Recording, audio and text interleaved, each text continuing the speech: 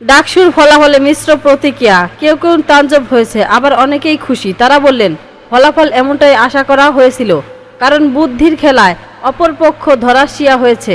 এখানে আপনি সূক্ষ্ম কাচুরিপির অভিযোগ আনতে পারেন, বলতে পারেন বিশ্ববিদ্যালয়ের প্রশংসা নিরপেক্ষ নয়, এ কারণে জালিয়াতি করা হয়েছে। কিন্তু এ যুক্তির ধপে টিকবে না, কারণ এক বিকল্প কোনো রাজনীতি আপনি হাজির করতে পারেননি। রাজনীতির মধ্যেই আপনি সমাধান খুঁজে পেয়েছেন। এটা কৃত্রিম বুদ্ধিমত্তার যুগে আসলেই বেইমানি। কিন্তু এখানে আলোচ্য কৃত্রিম বুদ্ধিমত্তার মানুষ বিভ্রান্ত হয়েছে, কোনো না কোনো ক্ষেত্রে আলোচিত হচ্ছে, সিদ্ধান্ত বদল করছে প্রতি মুহূর্তে।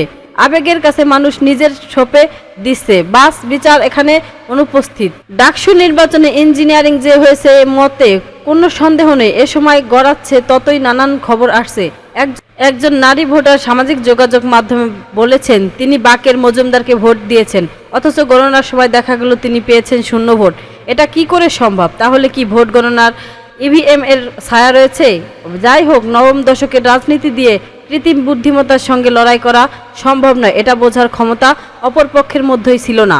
ছাত্র শিবির আর ছাত্রদলের মধ্যে বিস্তব্য ফারাক। ছাত্র শিবির মুহূর্তের মধ্যে কৌশল বদলাতে পারে।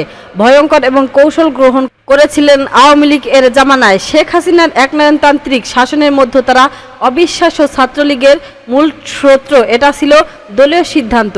বৈষম্য বিরোধী ছাত্র আন্দোলন থেকে যারা মূল নেতৃত্ব এনেছে তাদের সবার ইতিহাস এখন জানা। অনেকে শিবির থেকে ছাত্রলীগে, আবার ছাত্রলীগ থেকে শিবিরে ফিরছে।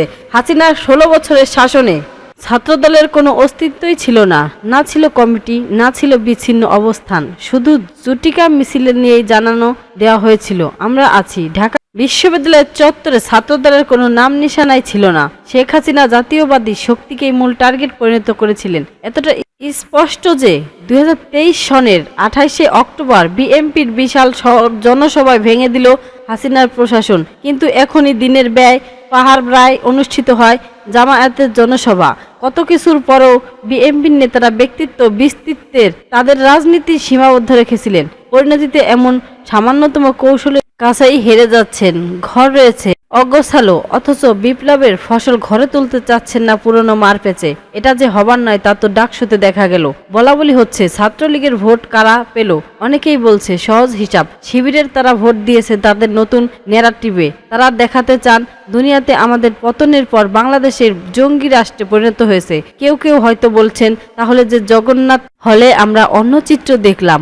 জগন্নাথ হল আর আওয়ামী লীগের রাজনৈতিক কৌশল তো এক নয়। জগন্নাথ হলে সচেতন ছাত্ররা এই যুক্তির কাছে আদর্শ বিনিময় দেয়নি। শিবিরের ভোট কৌশল প্রশাসন দাবি রাখে তারা ভোটদেরকে বাড়ি বাড়ি গিয়েছে, নানানভাবে অভিভাবকদের তর্কে পরাভূত করার হাজারো যুক্তি দেখিয়েছেন। তারা অনেকটাই সফল হয়েছে। 5ই আগস্টের পর বিএনপির আচরণে অভিভাবকরা অনেকটাই বিচলিত হয়েছে। এর প্রতিফলন দেখা গেছে ভোটের বাক্সে। তাছাড়া বিশ্ববিদ্যালয়ের প্রশংসা মোটেই নিরপেক্ষ ছিল না। তারা কখনো লম্বা ছুটি দিয়েছেন ভোটের আগে, সমালোচনার মুখে আবারও ছুটি বাতিলও করেছেন। এটা ছিল তাদের কৌশলের অংশ। রক্তের গ্রুপ দেখে নির্বাচন পরিচালনার দায়িত্ব দিয়েছেন। কিছু ব্যতিক্রমও দেখা যায়। পর্দার আড়ালে রাজনীতির খেলাও এখানে স্পষ্ট ছিল। প্রশ্ন উঠতেই পারে, নির্বাচন নিয়ে পর্দার আড়ালে অনেক আগেই এই সিদ্ধান্ত নেওয়া হয়েছিল, যা সূক্ষ্ম বাস্তবায়নে দেখা গেল ভোটের দিন। ছাত্রদলের কোনো সাংগঠনিক ভিত্তি ছিল না বিশ্ববিদ্যালয়ে। জাতীয় রাজনীতির আহ্ব দিয়ে বাজিমাত করা যে সম্ভব নয়, এটা বোধ করি বিএনপির নেতারা এখন বুঝতে পারছেন।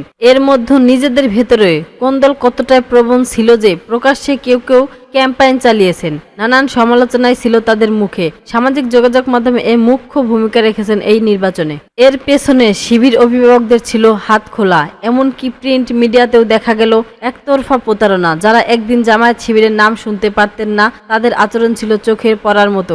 ডাকসু নির্বাচন নিয়ে হাজারো বিতর্ক হতে পারে। বিদেশে বসে আওয়ামী লীগের নেতারা অট্টহাসি হাসতে পারেন, ঢাকায় সুশীলতার নানান যুক্তি দেখাতে পারেন, কিন্তু দিনের শেষে ঘটনা ঘটে গেছে। সামনে বিপদের ঘনঘাটা। কেন জানি মনে হয় যারা নির্বাচনের আগে রাজাকার তন্ত্র যুক্ত করেছিলেন তাদের হিসাব ভুল ছিল। বর্তমান বাংলাদেশকে তারা চিনতেই পারেননি।